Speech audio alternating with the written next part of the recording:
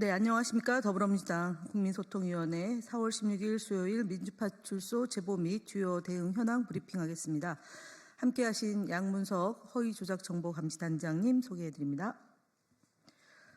오늘 제보 현황 보고드립니다. 4월 16일 9시 기준으로 971명이 방문했고 448건의 제보가 있었습니다.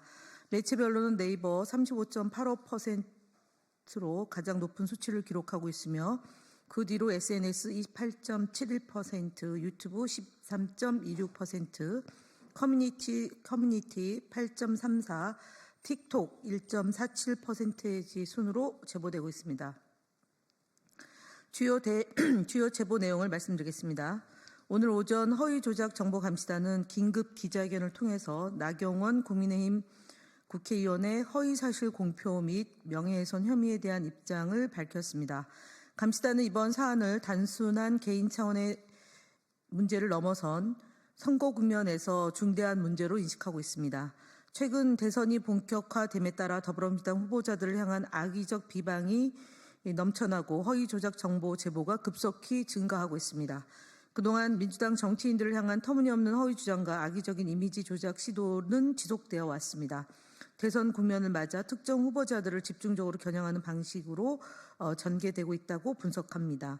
허위 조작 정보의 유포 행위는 단순한 정치적 공세를 넘어 불법입니다. 정보통신망법상 명예훼손죄에 해당할 뿐만 아니라 공직선거법 위반으로 처벌받을 수 있는 중대한 범죄입니다. 앞으로도 지속적으로 이 더불어민주당 후보자들에 대해서 유포되는 허위 사실과 악의적인 음해에 대해서 철저한 추적과 감시를 지속해 나갈 것입니다. 국민소통위원회의 주요 대응 현황을 보고드리겠습니다. 부정선거 등 허위 주장 유튜버에 대한 공판 현황입니다. 국민소통위원회가 부정선거로 민주당 의원들이 당선되었다는 허위 주장을 유포하여 경찰에 고발한 이사카 TV에 대한 구약식 직판이 게시되었습니다. 경찰은 명예훼손 혐의로 벌금 100만 원을 구형하였고 선고 공판은 2, 3월 후 실시될 예정입니다. 또한 이재명 대표 테러 사건에 대한 허위사실 유포했다는 혐의를 받은 아포유 채널에 대한 재판 일자가 지정되었음을 말씀드립니다. 허위사실 유포 행위자에 대한 경찰 고발 현황 보고드리겠습니다. 지난 3월 25일 서울시립대학교 인근에서 불법 개조 차량을 이용해 확성기로 김일성을 추정하는 이재명이라는 등의 허위사실을 유포한 사건에 해당하여 해당 행위자를 허위사실 유포에 의한 명예훼손 혐의로 경찰에 고발하였습니다. 다가오는 대선 후보 경선이 시작됐습니다. 우리 위원회는 대선이 가까워짐에 따라 기승을 부리는 허위사실 유포 단호하게 강력하게 대처해 나가겠습니다. 스카이데일리 언중이 제소 및 언중이 심리 결과 등 언론 대응 보고입니다. 스카이데일리는 여전히 더불어민주당이 중국과 북한의 지령을 받고 있다는 주장을 하고 있습니다. 그러나 이는 어떠한 객관적 근거도 제시하지 않고 사설이라는 형식을 빌린 허위 보도를 자행하고 있습니다. 주장을 넘어서 사실을 왜곡한 보도로 판단하여 4월 15일자 사설에 대해서는 언론중재위에 제소하였습니다. 아울러 언론중재위 심리 결과를 보고드리겠습니다.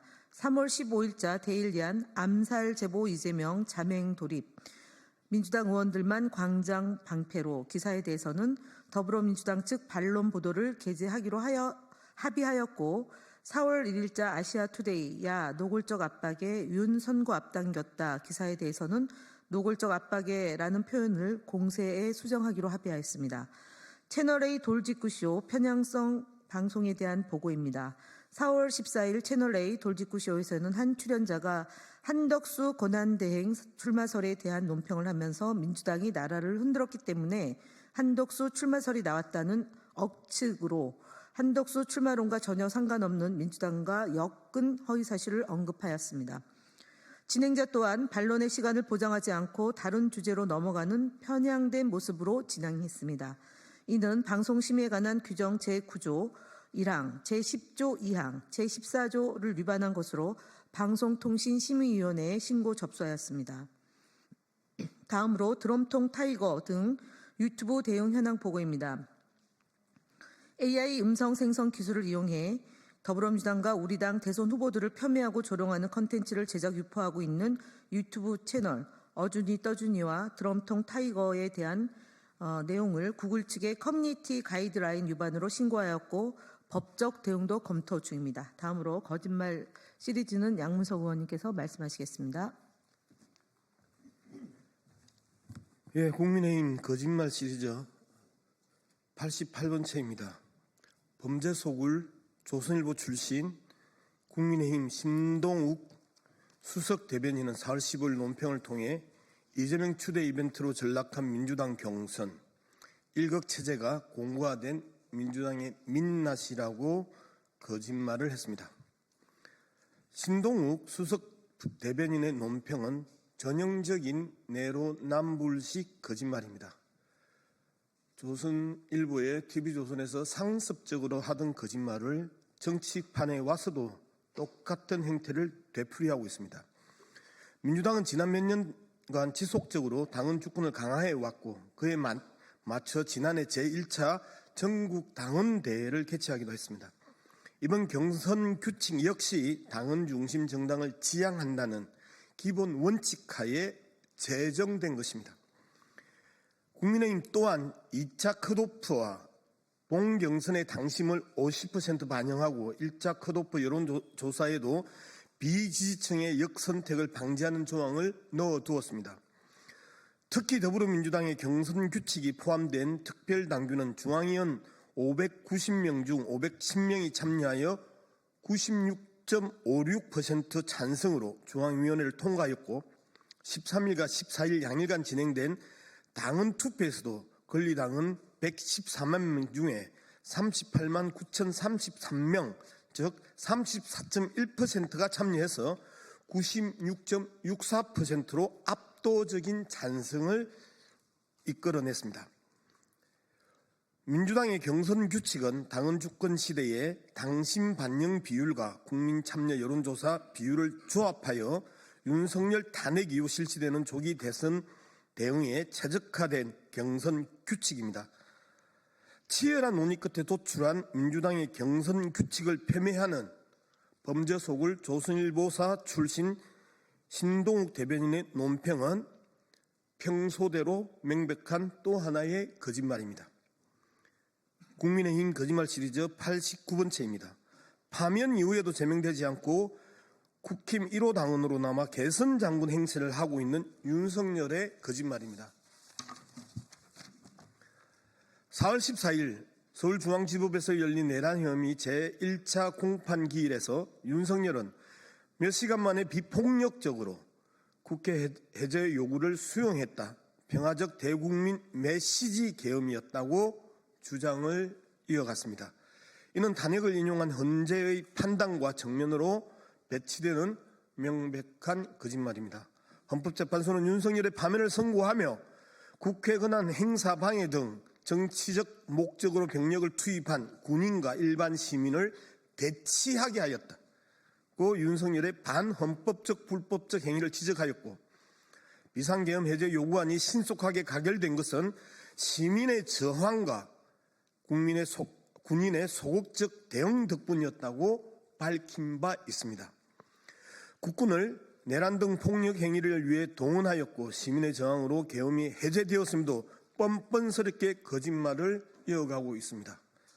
시체말로 입벌구 윤석열은 자신의 주장과 배치되는 홍장은 국정원 제1차장과 각종건 특수전 사령관의 정언에 대해서도 새빨간 거짓말, 왜곡이며 조작이라고 새빨간 거짓말, 왜곡이며 조작질을 하고 있는 것입니다.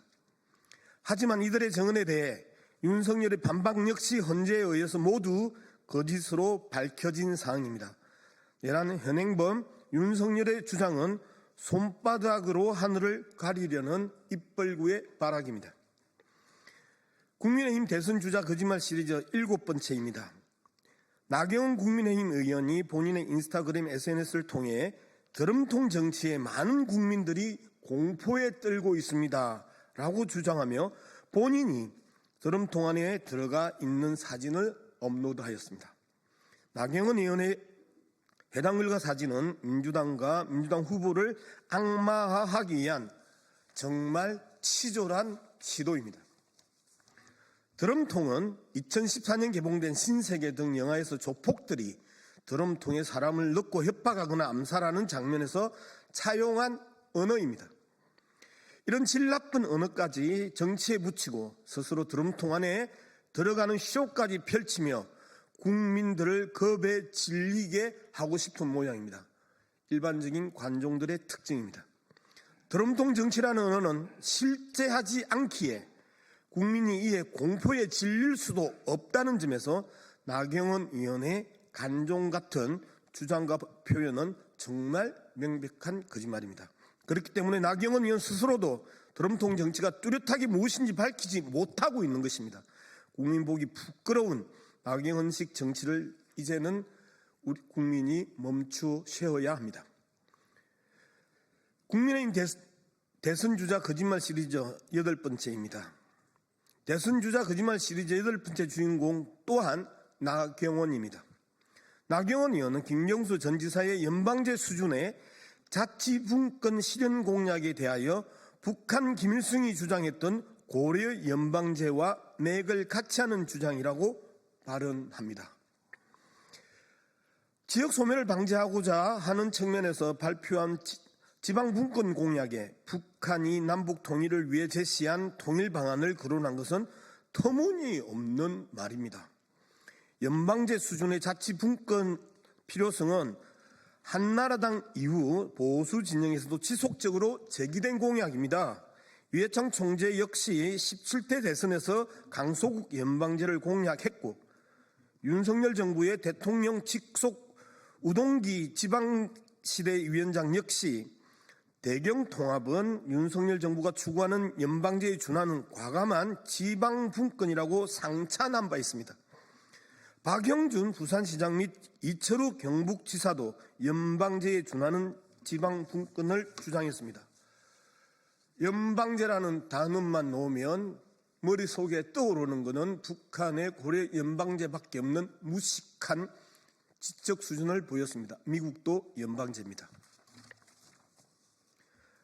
오선의 나경원은 본인이 속한 당의 전반적인 분위기도 모른 채 연방제라는 말 한마디에 색깔론부터 들고 나온 것입니다. 나경원 의원의 황당한 사고와 행동이 이제는 안타까움을 넘어 불쌍하게까지 보입니다. 이상입니다. 고맙습니다.